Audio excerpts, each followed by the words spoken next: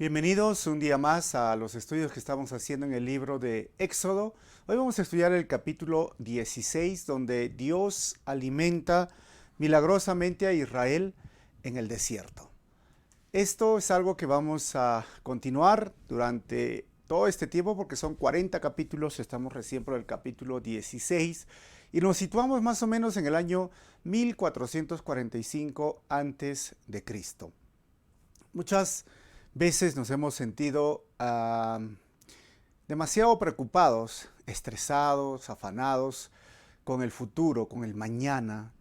Y claramente la Biblia nos dice a veces que los pajaritos, dijo Jesús, las aves del campo, ellos viven una vida realmente libre, comen de la naturaleza y disfrutan una vida, diríamos, pues que nosotros a veces no estamos disfrutándola.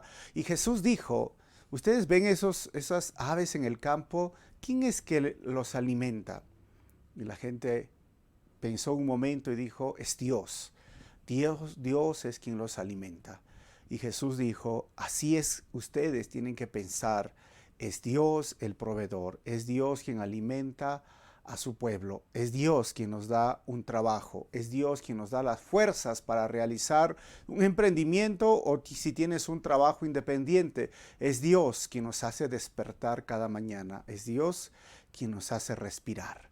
Así que vamos a ver cómo ahora este Dios proveedor que se mostró a su pueblo en el año 1445 a.C., hoy tiene una palabra para nosotros. Vamos a orar y vamos a empezar. Padre Celestial, te quiero dar gracias en esta hora por este tiempo tan especial que nos permite reunirnos en tu nombre. Bendice este estudio, bendice, Señor, a cada persona que se está conectando, que está escuchando esta enseñanza. Que tu gracia esté con nosotros, háblanos a través de estos versículos y usa mi vida para compartir de tu palabra en esta hora. Te pido esto en tu nombre, Jesús. Amén. Así es que bienvenido a las personas que se están conectando. Todavía vamos a continuar por las redes sociales, mientras pues tengamos un poquito más de flexibilidad en este año nuevo que estamos comenzando.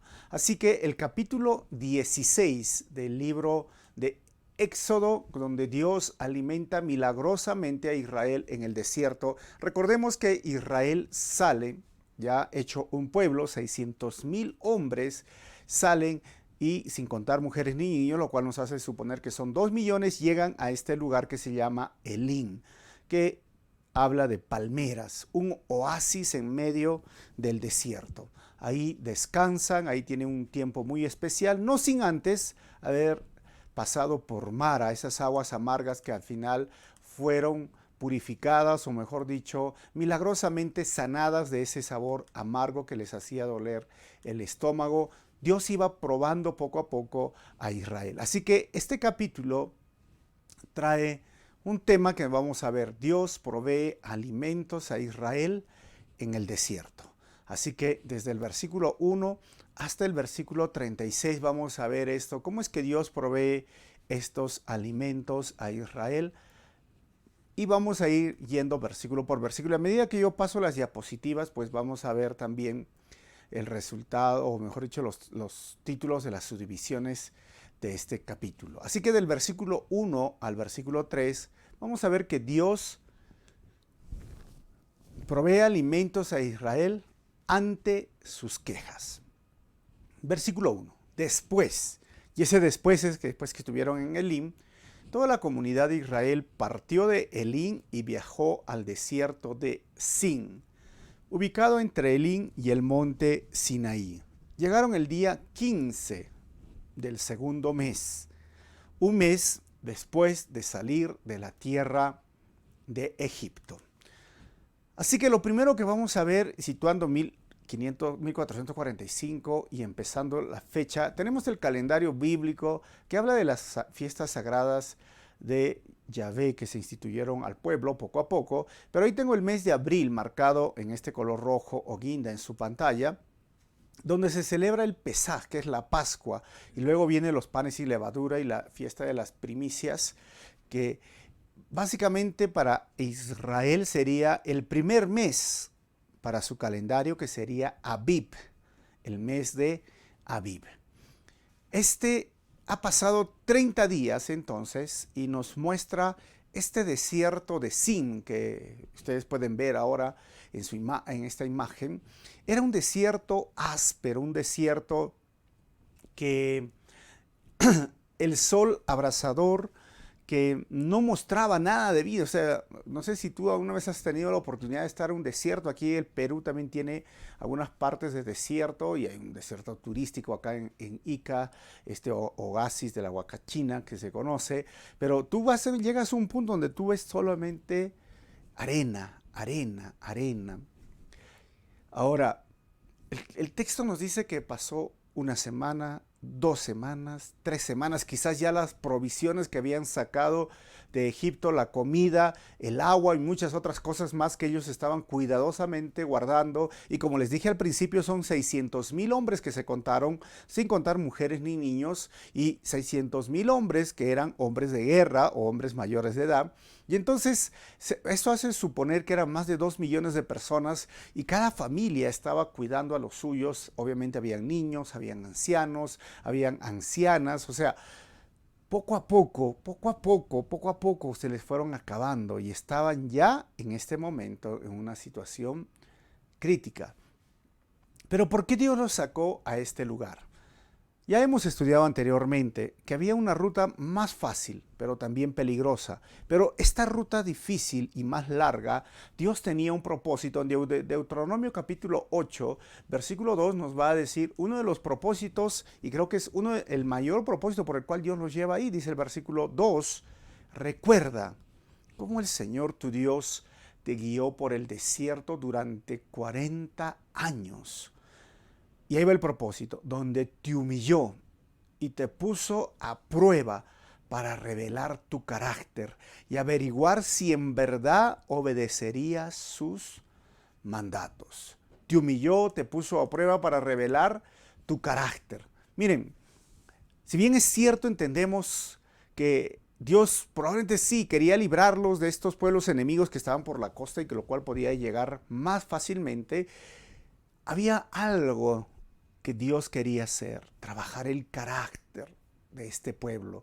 Pero ¿cómo vivió este pueblo en Egipto? Vivieron más de 400 años o 430 años como esclavos. O sea, hemos visto ya en los versículos anteriores que la esclavitud se había quedado en su cabeza. Ellos eran libres, pero no se acostumbraban a ser libres. Todavía seguían siendo un pueblo esclavo, un pueblo que diríamos no tenía la iniciativa ni el deseo de ser alguien mejor, de superarse en la vida. No tenía este deseo de desarrollarse, diríamos hoy día en esta parte que hablamos del desarrollo humano. O sea, no tenía algo más, no había iniciativa. No había esa proactividad. Era venga lo que venga. ¿Cuál es mi labor o mi función en esta tierra? Bueno, trabajar, hacer adobes, ir a la casa, dormir, comer y al día siguiente levantarme y hacer adobes. Vivían una vida así como esclavos. Por eso es que muchas veces Egipto es como el mundo para nosotros hoy día como cristianos, en el cual nuestra carne, nuestro cuerpo se ha acostumbrado a ese estilo de vida y que tiene que salir de dentro de nosotros poco a poco o básicamente quitarse de nuestra vida. Y esto lo llamamos madurez cristiana y esto lo decimos que es cuanto de Cristo tú lo muestras a los demás. Pero hay algunos que lo hacen rápidamente, pero hay algunos que demoran y demora. Y cuanto más demoráis, sabes que muchas veces Dios también hoy, así como al pueblo de Israel, permite que las personas pasen por un desierto en su vida. Un desierto en su matrimonio, un desierto en su trabajo, un desierto en su vida espiritual. ¿Pero para qué? Dios dijo claramente en Deuteronomio, para humillar. ¿Por qué? Porque era un pueblo a la vez también quejumbroso, soberbio, orgulloso, que se iban en contra de Moisés, pero también a la vez se sentían pues la peor escoria, ¿no? La basura de ahí, eran como esclavos, pero a la vez eran rebeldes contra Dios, o sea, no conocían a Dios. Dios los llevó para poder ellos mostrar su gloria, mostrar su poder, pero humillarlos, pero también trabajar en su carácter. Tenían que ser fuertes, visionarios, guerreros para conquistar la tierra prometida, porque en la tierra prometida habían pueblos enemigos. Y creo que hoy debemos de entender y aprender esta lección, que cuando Dios lleva a alguien por el desierto, es para transformar su carácter.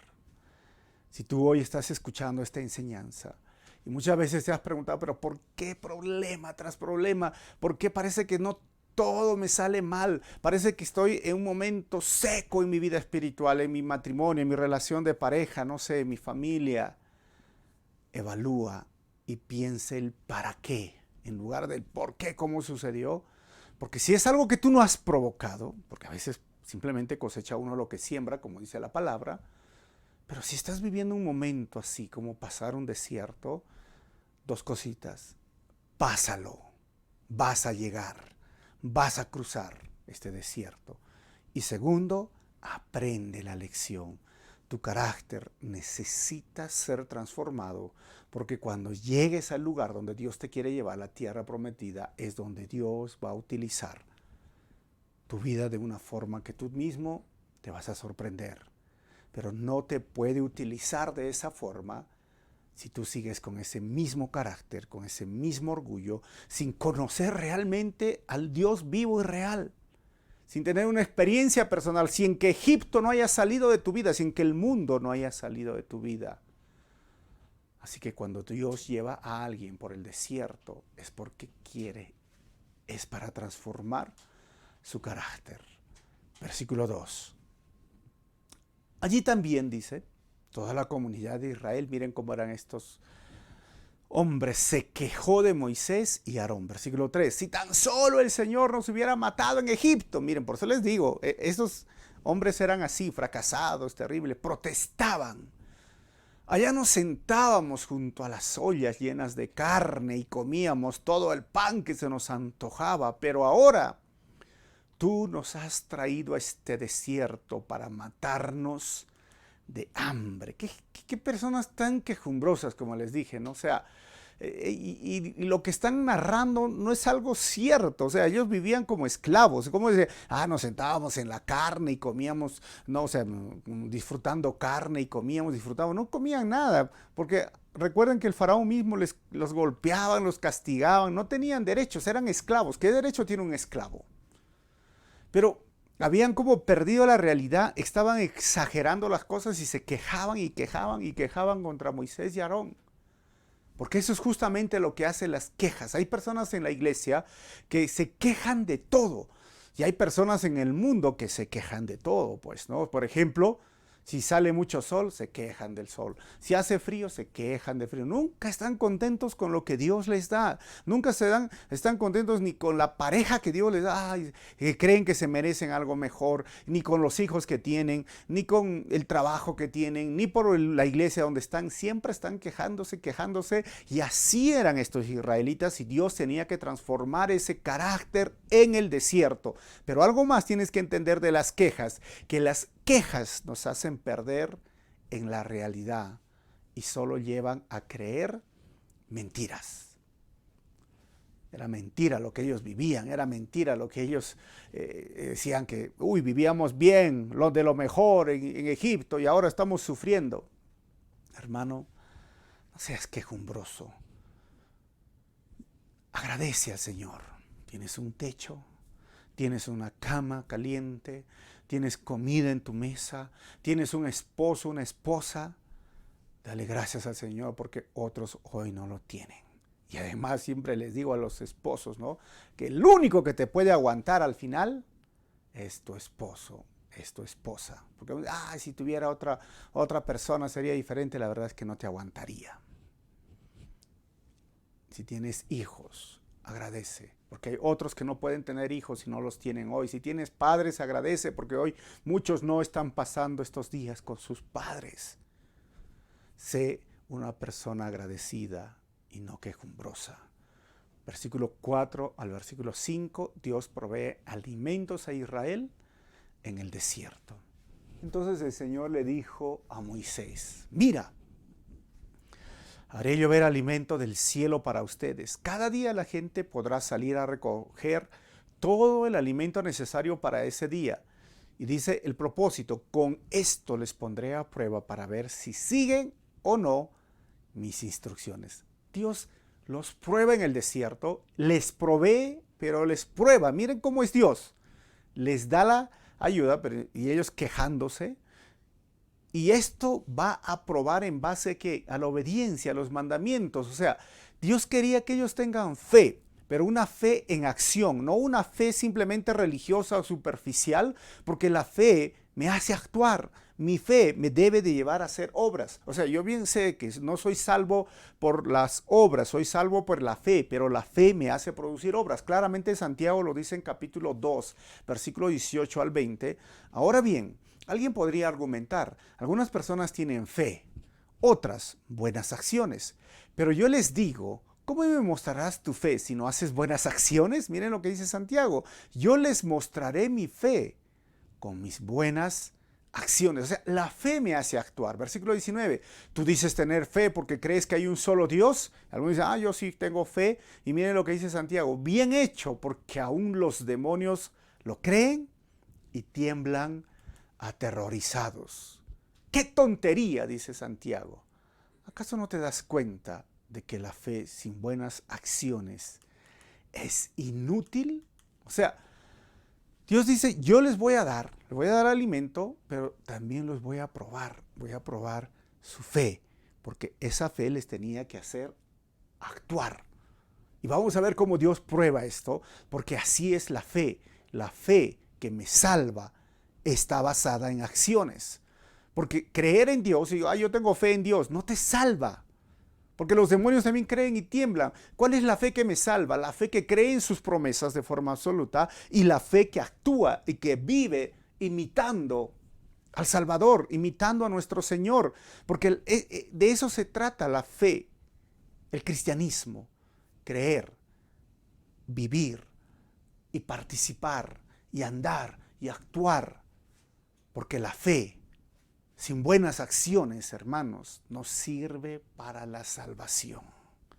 Y Dios tenía que probar ahora a Israel si esa fe los iba a hacer actuar. Versículo 5, y vamos a ver cómo los va a hacer actuar. El sexto día, dice el Señor, juntarán el alimento y cuando preparen la comida habrá el doble de lo normal. O sea, por 6 días y el doble. Mire, versículo 6 al 12, Dios provee alimentos a Israel al oír sus quejas. Dice 6. Entonces Moisés y Aarón dijeron a todos los israelitas antes de anochecer, sabrán que fue el Señor quien los sacó de la tierra de Egipto. Versículo 7.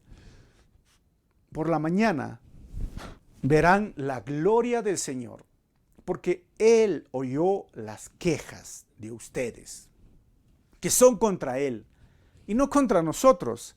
¿Qué hemos hecho para que ustedes se quejen de nosotros? Versículo 8. Luego Moisés añadió, el Señor les dará de comer carne por la tarde y los saciará con pan por la mañana, porque Él oyó todas sus quejas contra Él. ¿Qué hemos hecho nosotros? Así es, las quejas de ustedes son contra el Señor, no contra nosotros. Es interesante, hermanos, que Dios también escucha las quejas. A veces cuando estamos en ese desierto, como el caso de Israel, y a veces cuando se nos agotan las opciones, cuando vemos que a veces las noticias son terribles, cuando vemos a veces que todo el estrés, ¿no? La agonía, la ansiedad, no poder dormir, me agobia. A veces llegamos a un punto de decir, Señor, ¿pero por qué?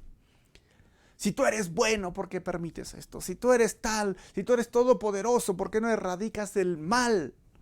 Si tú eres, hay personas que dicen, si tú eres el todopoderoso, ¿por qué no sacas este virus de una vez de este mundo?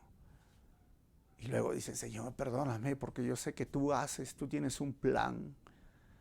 Pero Dios escucha también las quejas. Y es un Dios paciente, hermanos. Pero debes de tener cuidado, como dice acá Moisés, porque tienes que quejarse ante los siervos. Porque, hermanos, muchas veces el quejarse contra los siervos fieles en la obra del Señor es quejarse contra el Señor de la obra. Créame eso. Hay personas, como les dije, ¿no? Se quejan de todas las iglesias y eso es peor, ¿no? Que van a buscar una iglesia por acá, por allá y no encuentran iglesia y se quejan y se quejan. Puedes terminar quejándote del Señor, de la obra. Así que ten mucho cuidado, como les hemos hablado muchas veces. Está bien ir con lamentos, con lágrimas, ya con quejas, ¿no? Pero una queja que confía en el Señor, no una queja en desesperanza, no una queja en frustración y una queja así terrible de decirte, Dios, no creo realmente que tú existes. Bueno, esto es lo que no debemos de hacer. Pero aún así Dios es misericordioso y escucha las quejas. Y miren, el versículo 9 dice, después Moisés le dijo a Aarón, anuncia lo siguiente a toda la comunidad de Israel. Preséntense ante el Señor porque Él ha oído sus quejas. 10. Mientras Aarón hablaba a toda la comunidad de Israel, miraron hacia el desierto y allí pudieron ver la imponente gloria del Señor en la nube. 11. Y luego el Señor le dijo a Moisés, he oído las quejas de los israelitas, ahora diles, por la tarde tendrán carne para comer y por la mañana tendrán todo el pan que deseen. Así ustedes sabrán que yo soy el Señor, su Dios. Miren que esto tenía un propósito, llevarlos al desierto y quitarles los alimentos y ponerlos en este estrés, diríamos, en este desánimo, en esta frustración. Dios estaba probando la fe de ellos y ellos tenían que aprender a conocerlos que Él es el Señor. Él es el proveedor. Hermanos, si tú estás en un desierto, recuerda, tienes que pasarlo y tienes que aprender la lección. Dile, Señor, ¿qué me quieres enseñar? ¿Para qué me estás preparando? Y déjate transformar por la obra del Señor. Ahora, versículo 13 al 15, Dios provee alimentos a Israel de forma milagrosa. Dice el versículo 13, esa tarde llegó una cantidad enorme de codornices, hermanos, que cubrieron el campamento y a la mañana siguiente los alrededores del campamento estaban húmedos de rocío. Cuando el rocío se evaporó y la superficie del desierto quedó cubierta por copos de una sustancia hojaldrada y fina como escarcha. Acá tengo una imagen de lo que es más parecido al maná, que es tipo, algunos decimos acá, maná, chichazara, popcorn o el popcorn, ¿no? O las palomitas de maíz, algo parecido. 15. Los israelitas quedaron perplejos al ver eso y se preguntaban unos a otros, ¿qué es esto? Porque no tenían idea de lo que era. Y entonces Moisés les dijo, este es el pan que el Señor les da para comer. Miren, ¿qué es esto? Esa pregunta. Y él les dice, este es el pan. Versículos 16 al 20, Dios provee alimentos a Israel y da instrucciones por familia. 16. Estas son las instrucciones del Señor. Ahora, cada grupo familiar juntará todo lo que necesite. Recojan 2 litros por cada persona en su carpa. Si te has leído la Reina Valera, yo estoy usando la NTV. En hebreo, esos 2 litros significa un gomer. Esa es la medida que se usaba, pero son 2 litros por cada persona. 17. Así que los israelitas hicieron lo que se les dijo. Algunos recogieron mucho, otros solo un poco. Y miren que ahí tengo una imagen donde ustedes pueden ver que van recogiendo, van sacando Era algo interesante este tipo pan, tipo como hojarasca, como hemos visto, versículo 18. Pero cuando lo midieron, dice, cada uno tenía lo justo y necesario. A los que recogieron mucho, nada les sobraba. Y a los que recogieron solo un poco, nada les faltaba. Cada familia tuvo justo lo que necesitaba. Y esto cuando dice la palabra, cuando lo midieron, y era básicamente medir con un gomer o gomer. Y un gomer era esta medida, este medio litro, esta tipo plato o tazón que yo les estoy mostrando. Eso era un gomer. Y así que niños, adolescentes, padres, a los padres seguramente recogieron más, pero al final cuando vieron y lo pesaron y midieron, mejor dicho, por este plato, pues dijeron, bueno, esto es suficiente. Vean cómo Dios obra. Es muy interesante este momento milagroso. El versículo 19 dice, entonces Moisés les dijo, no guarden nada para el día siguiente. 20. Sin embargo, algunos no hicieron caso y guardaron un poco hasta la mañana siguiente. Pero para entonces se había llenado de gusanos, hermanos, y apestaba. Y Moisés se enojó mucho con ellos. Esto es algo que nos hace ver una vez más cómo era realmente estos israelitas, su corazón. Moisés, hablando de parte de Dios, les da una orden: no guarden. Y ellos hacen todo lo opuesto. Lo guardan. Y cuando lo guardan, se agusana. O sea, empieza a oler mal, putrefacto, se malogra, se pudre, ¿no? Y obviamente, pues Moisés se da cuenta y está enojado. Y esto es algo tan interesante porque si miramos hoy qué terribles son los de Israel, yo creo que también nosotros deberíamos mirarnos al espejo. ¿Y qué tan obedientes somos nosotros a los mandamientos de Dios? ¿Qué tan obedientes somos aún conociendo la palabra del Señor, aún conociendo los mandamientos de Dios? Pensamos que nadie nos va a descubrir, que todo está bien, que bueno, no nos va a pasar nada. Y así es la actitud del corazón rebelde, desobediente, de aquel que conoce la palabra de Dios y no lo pone en práctica. O sea, este hombre, esta persona, cree que se va a salir con las suyas. Porque, hermanos, los desobedientes a los mandamientos de Dios se creen más listos y piensan que no habrá consecuencias de sus actos. Piensan que no hay consecuencias, pero ¿sabes qué? Las consecuencias van a llegar. Dios dijo, no guarden. Ellos guardaron, desobedecieron y se pudrieron. Las consecuencias de la desobediencia, tarde o temprano, te van a alcanzar. Así que si tú estás hoy en desobediencia al Señor, hermano, amigo, deja lo que estás haciendo. No deseas un desobediente. No te sientas más listo, te creas más listo, como decir, a mí nadie me descubre. Además, tantas veces han dicho que no va a pasar, me han advertido y no pasa. Tarde o temprano te van a alcanzar las consecuencias de la desobediencia. En el Señor, gracias, hay restauración, misericordia, su gracia, su perdón, pero las consecuencias pueden pasar y durar años y quizás hasta el día que mueras. Así que no seas desobediente. Versículo 21 al 26. Dios provee alimentos a Israel y da instrucciones por el día de reposo. 21. Después de este incidente que hemos visto, cada familia recogía el alimento para cada mañana, conforme a su necesidad, cuando el sol calentaba. Los copos que no se habían recogido se derretían y simplemente desaparecían. Miren, niños, madres, todos recogían y lo que ni siquiera les dio, es interesante, en abundancia, como algunos, Dios te da en abundancia. No, Dios te da lo necesario. Aquí les da lo necesario. Y dijo, tal medida por cada persona en la familia. Y no puedes poner más. Si tienes más, se pudre. Esto era. Y Dios te va a dar todos los días. O sea, no tienes por qué guardar. No tienes por qué pensar que si yo guardo voy a tener más. Porque al final se iba a podrir, iba a oler mal. O sea, tenían que aprender su fe puesta en acción, aprender a obedecer los mandamientos de Dios y aprender que Dios es su proveedor. Eso es lo que ellos tenían que aprender. Ahora, versículo 22. El sexto día, dice el texto, recogían el doble de lo habitual. Es decir, 4 litros por persona. ¿Se dan cuenta? Eran 2 litros por persona. Ahora es 4 litros por persona en lugar de 2. Y entonces todos los líderes de la comunidad se dirigieron a Moisés en busca de una explicación. 23. Y él les dijo, esto es lo que el Señor ha ordenado. Mañana será un día de descanso absoluto. Absoluto, ¿sabes qué es? No hagas nada. Un día sagrado de descanso.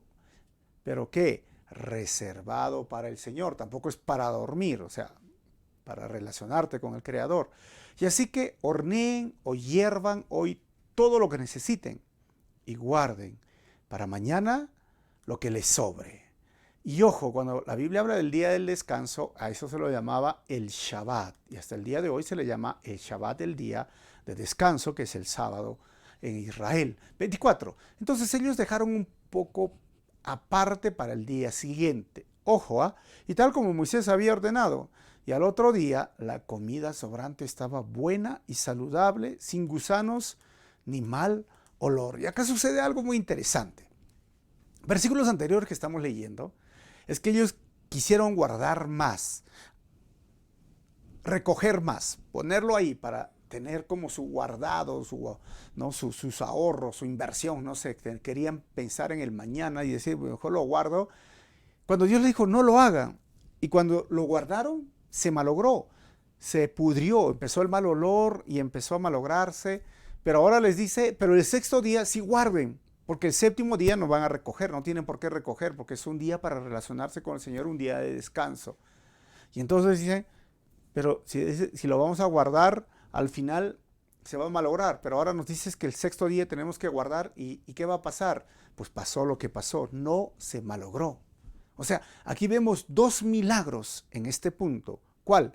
El maná guardado estaba sin gusanos y mal olor el día séptimo. ¿Y qué más? No cayó maná como otros días. ¿Y esto por qué sucedía? Para que el pueblo de Israel entienda que Dios es su proveedor, que Dios estaba poniendo sus mandamientos, que Dios quería relacionarse con ellos a través de un día de descanso. Y siempre vemos que el día de descanso ha sido un día para relacionarnos con el Señor.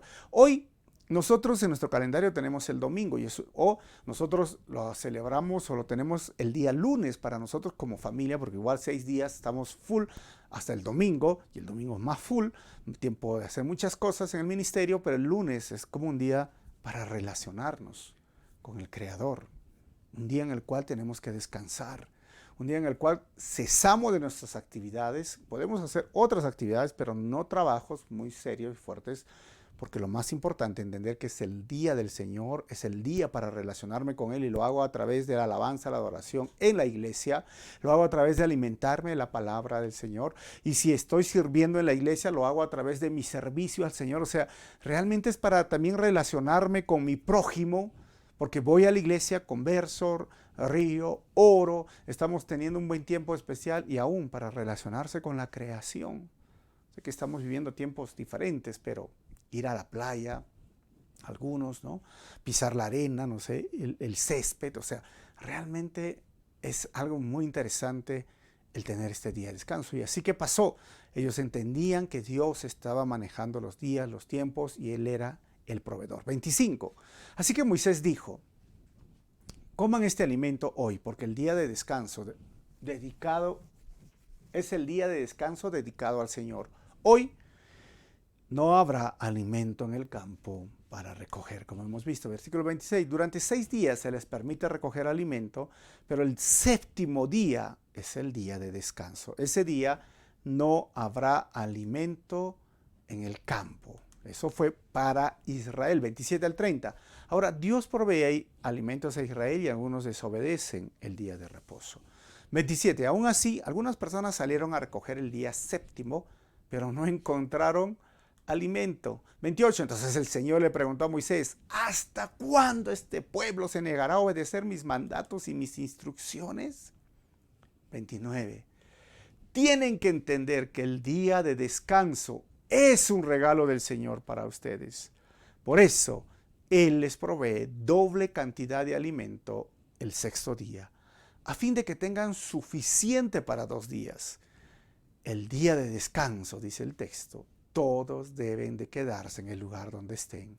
No salgan a buscar pan el séptimo día. Así que la gente no recogió alimento el día de descanso o el día séptimo. Hermanos, hay mucho que aprender en estos versículos. Si bien es cierto, 2 cositas. El día de descanso, Dios le estaba enseñando a un pueblo que por más de 400 años no había descansado. Trabajaban como esclavo y les costaba descansar, aprender a descansar. Y ahora va a poner e instituir, y más adelante vamos a ver en Deuteronomio que lo hace como señal de este pacto que hace con el Sinaí, con Israel, y que lo tienen que recordar. Y hasta el día de hoy los judíos ahora en Israel lo celebran el Shabbat. Eso ya no es para nosotros porque esto es parte del pacto que les dije que hicieron en el Sinaí, del antiguo pacto. Hoy vivimos un nuevo pacto. Pero sí, hoy nosotros como iglesia, dentro del pacto de la gracia y el nuevo pacto, debemos de recordar el principio que enseña acá, que es el descanso, es un regalo. El descanso es una bendición. Miren, Napoleón, en la época esta de la Revolución Francesa, quiso poner 9 días a la semana, o sea, acortar el mes y solamente 3 días de descanso en un mes, sino 4, y les fue mal, la gente estaba mal. Y créeme que si tú trabajas y trabajas y trabajas y trabajas hasta el domingo y no tienes un día de descanso, mira, te va a venir los dolores del cuerpo, el cansancio mental, el estrés, luego aparecen las enfermedades. Tienes que aprender a descansar, porque hay personas que no saben descansar y hay que aprender a descansar. O sea, tienes que entender que el día de descanso, hermanos, es un regalo del Señor. No es una opción, sino un principio desde la creación y un mandato para Israel. Tienes que recordar esto. ¿Pero qué hago en ese día? Me relaciono con el Creador, me relaciono con mi prójimo, si es la iglesia, mi familia, me relaciono, si tengo la posibilidad, con la creación del Señor. Versículo 31 al 36. Dios provee alimentos a Israel y ordena conservar el maná para generaciones futuras. 31. Los israelitas llamaron maná al alimento. Ojo, maná era blanco como la semilla de cilantro y tenía un gusto parecido a obleas con miel. Es interesante, ¿no? Pero ¿sabes que maná significa la pregunta que se hicieron los israelitas? ¿Qué es esto? Es interesante, ¿no? Maná, que significa ¿qué es esto?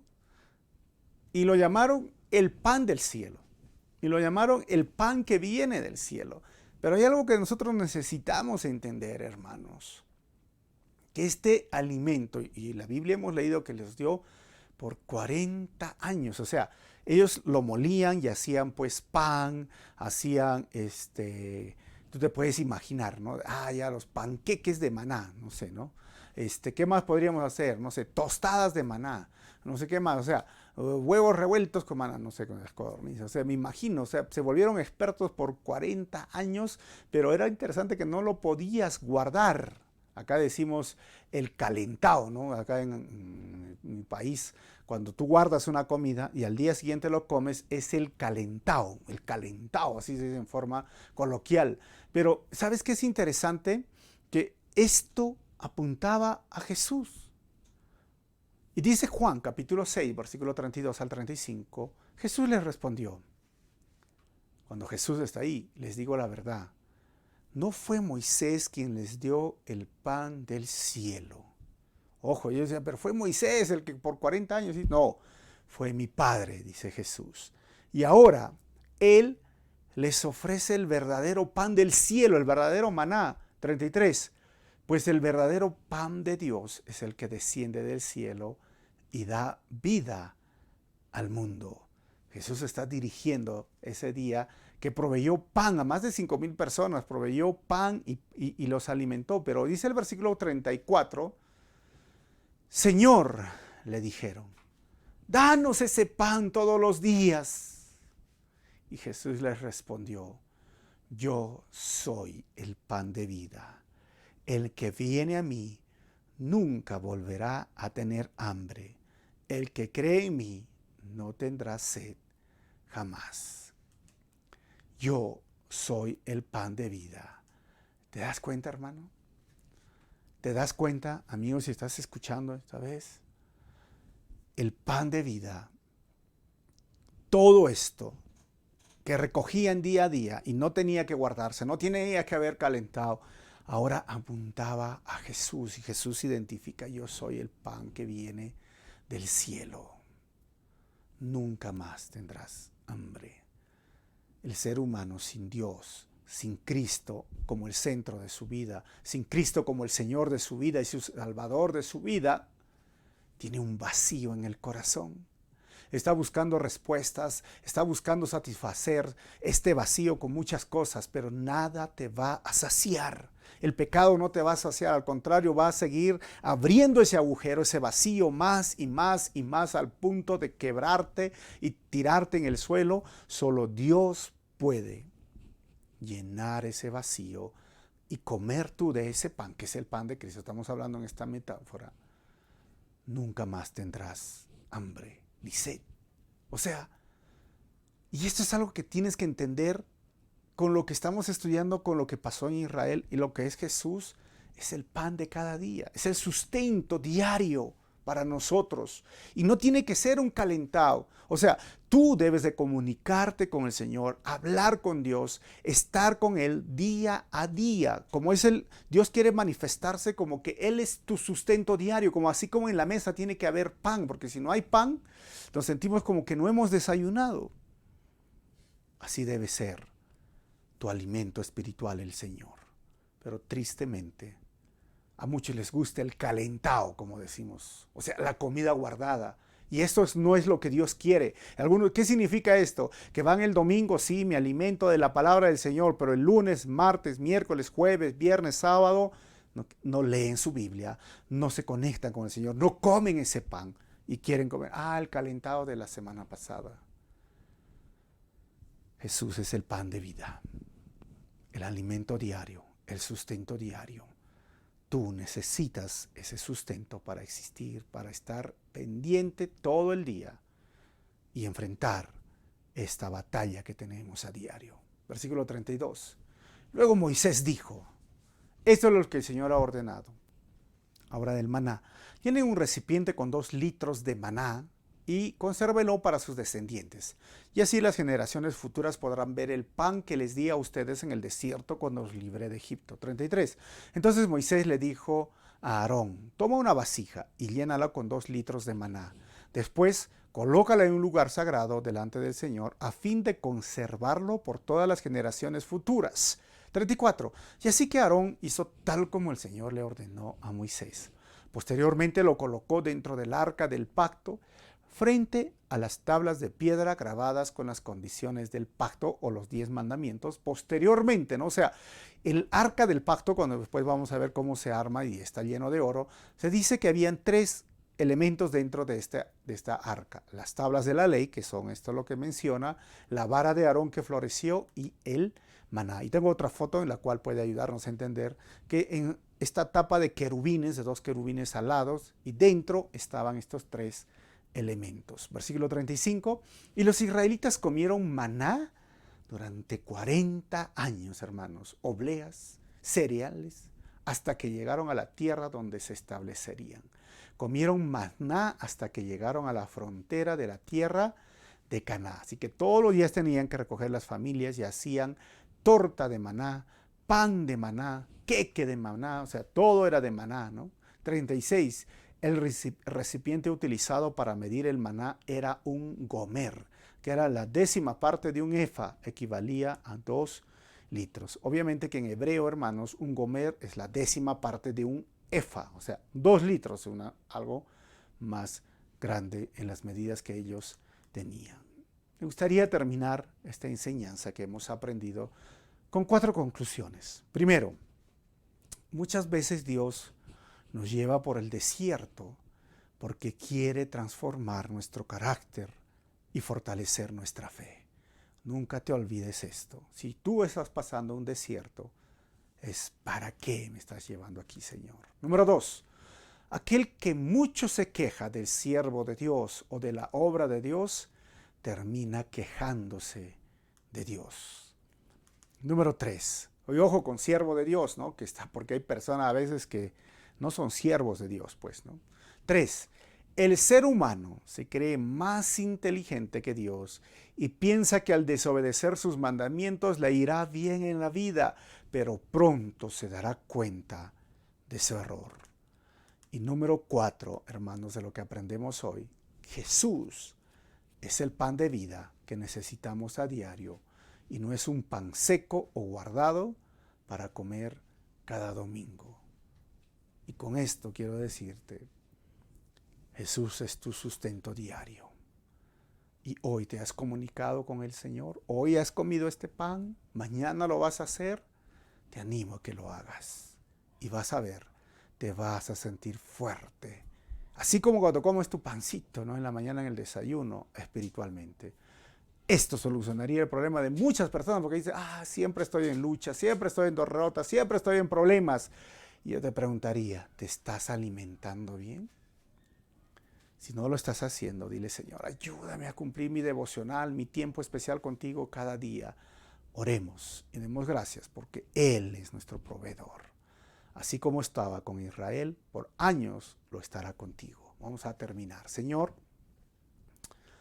gracias por este tiempo tan especial.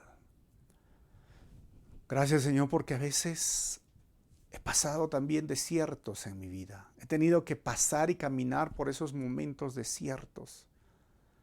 Y si no hubiera pasado por esos desiertos, no estaría aquí, Señor. Aprendí mucho en ese tiempo.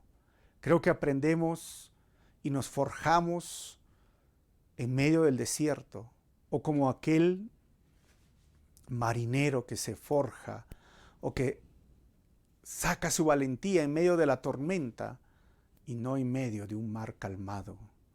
Así tú, Señor, nos llevas muchas veces por situaciones que parecieran que no vamos a salir, que parecieran que no vamos a avanzar, que pareciera que nunca hay un final.